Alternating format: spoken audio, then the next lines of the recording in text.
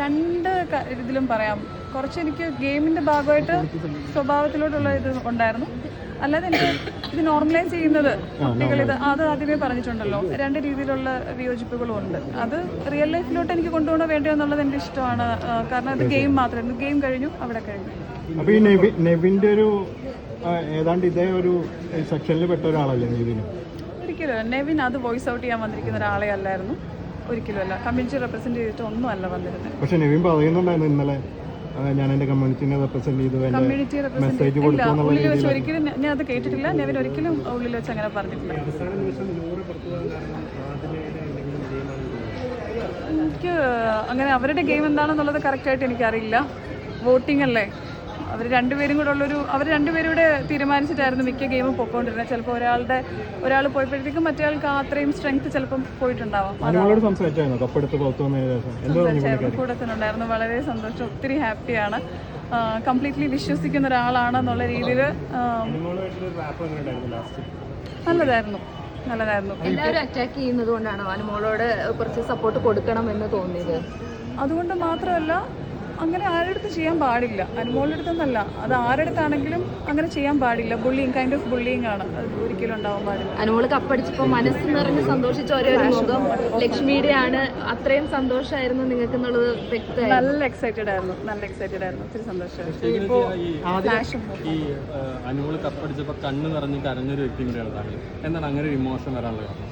നമുക്കുള്ള ടെൻഷൻ നിങ്ങൾക്കുള്ള ടെൻഷനേക്കാൾ അപ്പുറമായിരിക്കുമല്ലോ ഞങ്ങൾക്ക് അവിടെ ഇരിക്കുമ്പോഴത്തേക്കും. സെയിം എക്സൈറ്റ്മെൻറ്റാ. എയർ ചെയ്യുന്നതാണ് ഞങ്ങളവിടെ ലൈവിൽ കണ്ടുകൊണ്ടിരിക്കുക. അതിപ്പോൾ അത്രയും ഇമോഷൻസ് എന്തായാലും വരും. പ്രാർത്ഥിച്ചുകൊണ്ടിരിക്കുമായിരുന്നു. അത് കഴിഞ്ഞ് അത് അറിയുമ്പോഴത്തേക്കും ഭയങ്കര സന്തോഷം. അനുമോളുടെ ചങ്ക് പാചാനൂറല്ലേ ലക്ഷ്മിയാണ് അല്ലേ? അതൊന്നും എനിക്കറിയില്ല.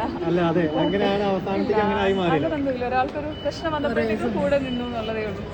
അവിടെ അനുമോൾക്ക് കൊടുത്ത കൃഷി വന്നപ്പോഴത്തേക്കുള്ള പ്രതികരണം എല്ലാം കണ്ടായിരുന്നു. അതനുസരിച്ചാണ് ഒന്നും വേണ്ട, ഇതെല്ലാം നിർത്തിയിട്ട് പോകണം എന്നുള്ളൊരു അവസ്ഥയിലോട്ട് എത്തുന്നുണ്ടായിരുന്നു. ഈ റീ എൻട്രി ചെയ്തൊരു പ്ലാൻ ചെയ്തിട്ട് കയറിയെന്ന് തോന്നുന്നുണ്ടോ? അനുവിന് എങ്ങനെ വന്നാലും കപ്പ് കിട്ടരുത് എന്നൊരു ഉദ്ദേശത്തില് ഉണ്ടാവാം. അത് മറ്റേതെങ്കിലും കണ്ടസ്റ്റന്റിന്റെ പിയാവിന്റെ സ്വാധീനത്തിലാണെന്ന് വിശ്വസിക്കുന്നുണ്ടോ? അങ്ങനൊന്നും തോന്നില്ല. പക്ഷെ ഒരു പ്ലാനിങ് നടന്നതായിട്ട് ലക്ഷ്മിക്ക് പ്ലാനിങ്ങിന്റെ ഇത് അങ്ങനെ ഉണ്ടാവാം. കണ്ടിട്ട് അങ്ങനെ തോന്നി.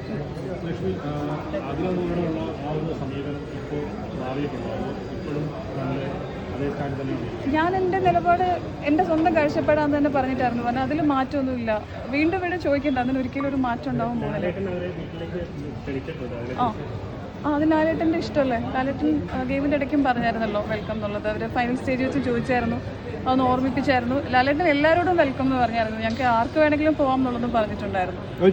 ഈ ലെസ്ബിയൻ കമ്മ്യൂണിറ്റിയോടുള്ള എതിർപ്പാണോ അതിലെന്നോട്? അത് അവരുടെ ഒരു തന്നെ നിന്ന് കളിക്കണം, ഒറ്റയ്ക്ക് കളിക്കണം. ആ ഗെയിം തന്നെ അങ്ങനെയാണ്. വേറെ എന്തെങ്കിലും നമ്മൾ ഡിപ്പെൻഡ് ചെയ്ത് കഴിഞ്ഞാൽ അത് പോകുമ്പോൾ നമുക്ക് പറ്റുന്നുണ്ടാവില്ല. ഓക്കെ, ലാസ്റ്റ് കപ്പുമായിട്ട് സ്റ്റേജിൽ നിൽക്കുമ്പോൾ തന്നെ അനുമോളോട് എന്താണ് ശരിക്കും പറഞ്ഞത്? ചെവിയിൽ പറഞ്ഞതോ?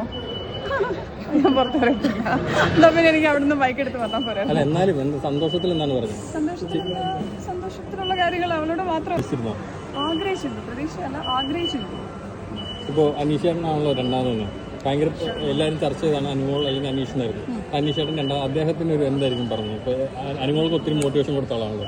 അപ്പോൾ രണ്ടാമതാകുമ്പോൾ അയാൾ ഫെയിലിയറിന് ഒരു വേദന ഉണ്ടാവില്ല. അയാളോട് എന്താണ് പറഞ്ഞത്? അനീഷേട്ടന് മോട്ടിവേഷൻ കൊടുത്തിട്ടുണ്ടായിരുന്നു. അകത്ത് കയറിയപ്പോഴത്തേക്ക് ഞാൻ അവിടെയുള്ള എല്ലാ കണ്ടസ്റ്റൻസിനും മോട്ടിവേഷൻ കൊടുത്തിട്ട് തന്നെയായിരുന്നു ഇറങ്ങി. അനുമോൾക്ക് ഒരു അറ്റാക്ക് ഉണ്ടായതുകൊണ്ടാണ് കൂടെ നിന്നിട്ട് മോട്ടിവേറ്റ് ചെയ്തത്. ഇപ്പോൾ താങ്കൾ ഏറ്റവും കൂടുതൽ സൗഹൃദം ഉണ്ടെന്ന് പറഞ്ഞു.